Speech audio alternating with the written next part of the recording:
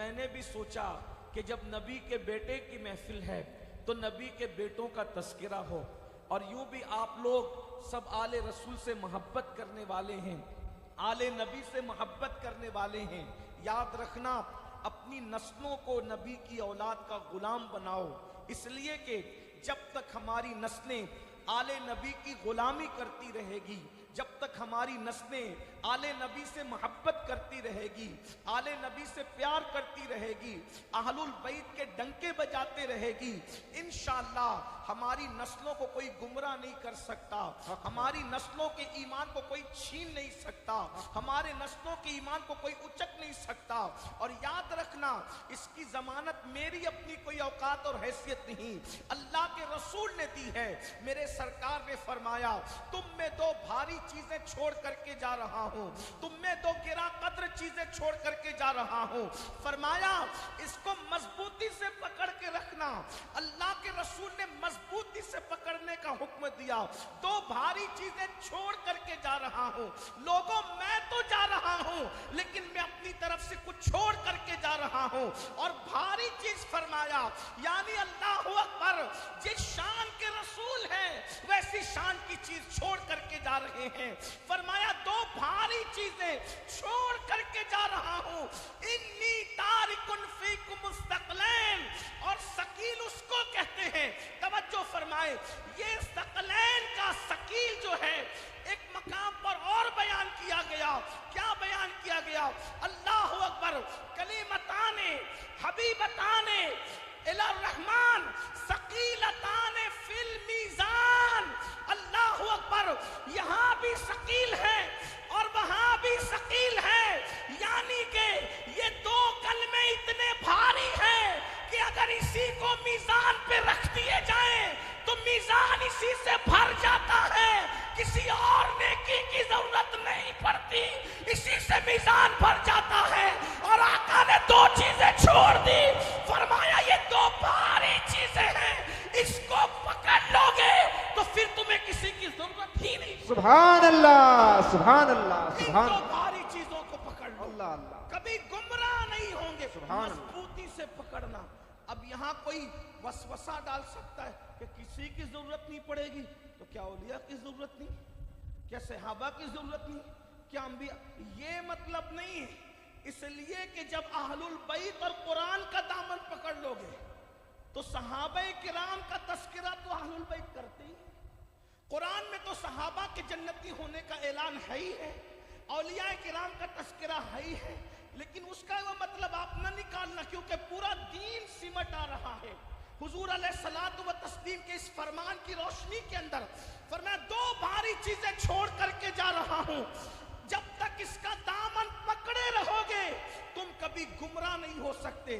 और एक बात आपसे अर्ज करूं, हुजूर अकरम सल्लल्लाहु अलैहि वसल्लम का कोई तबर्रुक, बहुत ध्यान से सुनो, हुजूर अलैहिस्सलाम का कोई तबर्रुक तुम्हारे गांव में हो या ना हो, मेरी बात समझ में आ रही?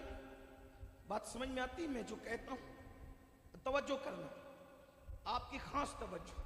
हुजूर अलैहिस्सलाम का कोई तबर्रुक आपके गांव में हो या ना हो, हुजूर की नालैन हो ना हो, मोए मुबारक शरीफ हो ना हो, लिबास हुजूर का हो ना हो, दंदान शरीफ यानी दांत हो या ना हो, नाखून शरीफ हो या ना हो, अगर तुम्हारे गांव में आले नबी रहते हैं, सुभान अल्लाह, सुभान अल्लाह, अगर तुम्हारे गांव में आले नबी रहते बस्ती, तो गोया के रसूलुल्लाह का वो खून जो हुजूर के जिस्म में था, वो खून तुम्हारे मोहल्ले में अभी भी मौजूद है। सुभान अल्लाह, वो खून तुम्हारे दरमियान अभी भी मौजूद है। यानी खून रसूल 1450 साल गुजरने के बाद भी अल्लाह का एहसान है कि तुम्हारी गली में मौजूद, तुम्हारे मोहल्ले में मौजूद, तुम्हारी बस्ती में मौजूद। ये मैं अपनी मर्जी से नहीं कह रहा हूं, ये जो आले नबी हैं ये नबी के खून से बनाए गए हैं। सुभान अल्लाह, तो हुजूर का जो मुबारक खून है, तो इनकी जो रगों में है, नहीं वही खून मुस्तफा जो रसूलुल्लाह के वजूद में था, वो खून मुंतकिल होकर के इनकी रगों में आया है। इसी को मेरे इमाम सैयदी आला हजरत यूं कहते हैं, खून खैरुर रसूल से है इनका खमीर उनकी बेलौस तीनत पे लाखों। सुभान अल्लाह, सुभान अल्लाह। हर एक को उसके बाप दादाओं के खून से बनाया गया और सादात को रसूलुल्लाह के खून से, सुभान अल्लाह। हुजूर की आले पाक को हुजूर के खून से। इसलिए कि मेरे इमाम क्या कहते हैं, खून खैरुर रसूल से है जिनका खमीर, उनकी बेलौस तीनत पे लाखों सलाम। आबे तत्हीर से जिसमें पौधे जमे, उस रियाज़े निजाबत पे लाखों सलाम। अब आइए, ये जो मोहब्बत अहले बैत की दावत दी जा रही है, मेरे आका फरमाते हैं जो अहले बैत से मोहब्बत करेगा वो ईमान पर मरेगा, उसका खात्मा बिल खैर होगा, वो शहादत की मौत मरेगा और उसको ऐसे सजा कर जन्नत में ले जाया जाएगा जिस तरीके से दुल्हन को सजाकर दूल्हा के घर ले जाया जाता। सुभान अल्लाह। एक रिवायत पढ़ता हूं, उसके बाद अपने असल उन्वान पर आता हूं, तवज्जो करें। कभी कभी हम आले नबी से मोहब्बत करने में सोचने लगते, यार मेरी दाढ़ी तो सफेद है और ये शहजादा तो इतना छोटा सा है, नन्ना सा, इसकी तो अभी दाढ़ी भी नहीं निकली। मेरा मर्तबा तो बहुत बड़ा है क्योंकि मैं 80 साल का हूं, ये तो 5 साल का नबी का शहजादा है, मैं क्या करूं, कैसे ताजीम करूं, एहतराम करूं। इसको सीखना है तो आप सीखिए सहाबा किराम से। सहाबा के मर्तबे की तरह किसी गैर सहाबी का मर्तबा नहीं बोले हो सकता है, नहीं। अंबिया के बाद रूए जमीन पर सहाबा जैसी मखलूक न कभी आई और न कभी आ सकती है। मेरे इमाम कहते हैं जिस मुसलमान ने देखा उन्हें एक नजर, उस नजर की बशारत पे लाखों सलाम। अब तवज्जो करें, सहाबा ने कैसे एहतराम किया, ना अपने मर्तबे की परवाह की, ना अपनी उम्र की परवाह की, ना अपने मकाम की परवाह की। जब नबी के शहजादों को देखा तो कैसे झुके, जरा उस पर आपकी तवज्जो, बहुत खास तवज्जो।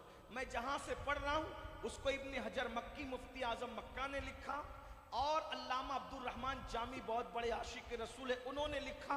ये दोनों के हवाले से अब मैं अपने अल्फाज के जामे में एक रिवायत पेश करता हूँ, माँ और बहनों की भी तवज्जो चाहता हूँ, दिल के कानों से सुने। एक मर्तबा मेरे आका सल्लल्लाहु अलैहि वसल्लम सहाबा के झुरमुट में जलवागर हैं, सहाबा किराम मौजूद हैं, सहाबा के दरमियान आका बैठे हुए हैं। कैसा लगता होगा वो महफिल का समा क्या होगा जब मेरे आका सितारों के दरमियान, सहाबा के चमकते चेहरों के दरमियान आमीना का लाल, आमीना का चांद जलवागर होगा। उस वक्त तो माहौल कितना खूबसूरत होगा। ऐसे आलम में एक शहजादा दौड़ते हुए आता है और दौड़ते हुए आने के बाद अपने नाना से लिपट जाता है, सैयदुल अंबिया से लिपट जाता है, हुजूर से चिमट जाता है। वो शहजादा कौन था? उसी शहजादे को दुनिया अल्लाह अकबर सिबते पैगंबर मिसबाहुल हुदा अबुल अइम्मा सैयदना इमाम हुसैन के नाम से जानती है।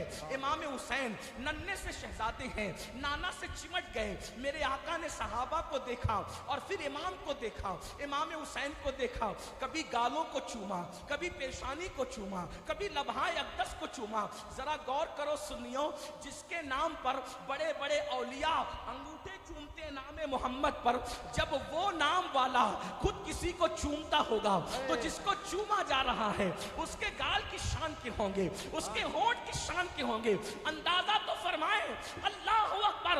अरे अगर हजर अस्वद नबी चूम ले तो सैयदना फारूक आजम कह उठे, ऐ हजर अस्वद मैं तुझे कभी ना चूमता अगर अपने महबूब को चूमते हुए न देखता। मैं तो तुझे इसलिए चूम रहा हूं कि मेरे महबूब ने तुझे चूमा है।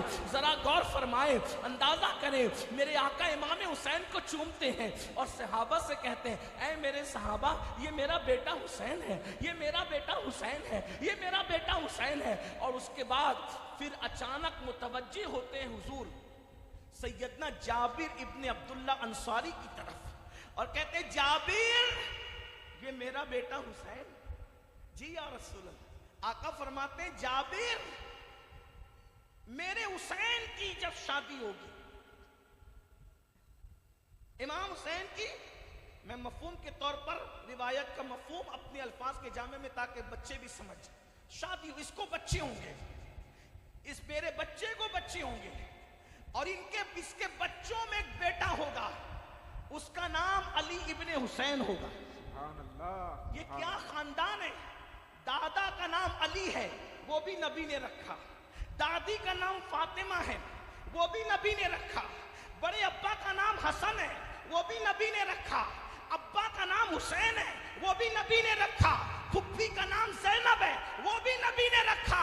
और अब पैदा होने वाले इमाम ज़ैनुल आबिदीन का नाम भी मेरे नबी रख रहे हैं। फरमाया मेरे हुसैन की औलादों में एक बेटा होगा जिसका नाम अली इब्ने हुसैन होगा, और वो इतनी इबादत करेगा, इतनी इबादत करेगा, इतनी इबादत करेगा कि अर्श के नीचे से कयामत के दिन आवाज आएगी कि सैयदुल आबिदीन कहाँ है, सैयदुल आबिदीन कहाँ है। तो उस वक्त तो मेरे हुसैन का बेटा अली इब्ने हुसैन लाया जाएगा, जिसको कयामत में सैयदुल आबिदीन के नाम से जाना जाएगा, ज़ैनुल आबिदीन के नाम से जाना जाएगा। फरमाया जाबिर, फिर मेरे ज़ैनुल आबिदीन की भी शादी हो, उसको भी बच्चे पैदा होंगे, उसके यहाँ एक बेटा होगा, उसका नाम मोहम्मद, मेरे नाम पे मोहम्मद होगा। दुनिया उसको मोहम्मद बाकिर कहेगी। क्या कहेगी? पोते का नाम भी रखा, पर पोते का नाम भी रखा, हुजूर ने रखा। ये लोग दुनिया में अभी आए नहीं है। फिर कहा जाबिर, अल्लाह तुझे इतनी लंबी उम्र देगा कि मेरा मोहम्मद बाकिर तेरे घर आएगा। इस पर अगर सुन्नी सुभान अल्लाह नहीं कहता तो मुझे कोई अफसोस। सुभान अल्लाह। इतनी बड़ी बात है। सारी दुनिया जिस नबी को सलाम करती है वो नबी किसी को सलाम फरमा रहे हैं, और दुनिया में आने से पहले फरमा रहे हैं। और कोई गैब क्या, तुमसे नेहा हो भला, जब न खुदा ही छुपा, तुम पे करोड़ों दुरूद, अल्लाह अकबर। जाबिर, वो मोहम्मद बाकिर मेरा पोता तेरे घर आएगा, और जब वो तेरे घर आए तो उसको मेरा सलाम पहुंचाना। किसको कहा? हजरत जाबिर। हजरत जाबिर की उम्र इमाम हुसैन की उम्र से ज्यादा थी, बल्कि मौला अली की उम्र के बराबर कमोबेश थी हजरत सैयदना जाबिर। तवज्जो है आपकी, गौर करें, अंदाजा फरमाएं, इतनी बड़ी उम्र, उसके बाद इतनी लंबी उम्र पाई। हुजूर का विसाल हुआ, सिद्दीक अकबर का दौर आया, उनका विसाल हुआ, फारूक आजम का दौर आया, उनका विसाल हुआ, उस्मान गनी का दौर आया, उनका विसाल हुआ, मौलाए कायनात का दौर आया, उनका विसाल हुआ, इमाम हसन का दौर आया, उनका विसाल हुआ, इमाम हुसैन का दौर आया, करबला हो गया, वो उनकी शहादत हो गई। उसके बाद वाक़या हर्रा हो गया, इमाम ज़ैनुल आबिदीन की शादी हुई, इमाम बाकिर पैदा हुए, और अभी मोहम्मद बाकिर की उम्र, इमाम बाकिर जो इमाम जाफर सादिक के वालिद हैं, उनकी उम्र अभी सिर्फ 5 या 6 साल की थी।